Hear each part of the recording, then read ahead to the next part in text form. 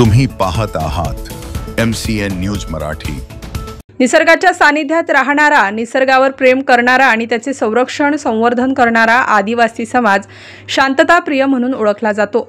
महाराष्ट्रातील आदिवासी जमाती निसर्गपूजा तसेच हिंदू धर्मातील सण उत्सव साजरे करण्याची परंपरा पाळतात।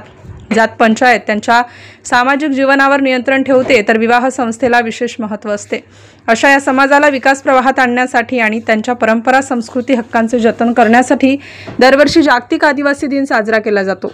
यंदा या दिनानिमित्त बिरसा मुंडा क्रांती दलाचे बुलढाणा जिल्हाध्यक्ष भगवान कोकाटे यांच्या नेतृत्वाखाली भव्य दुचाकी रॅलीचे आयोजन लोणार तालुक्यात करण्यात आले होते।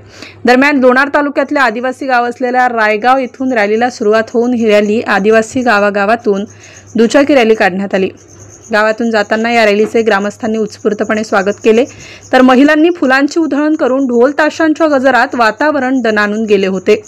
MCN न्यूज मराठी करिता प्रमोद वराडे, लोणार।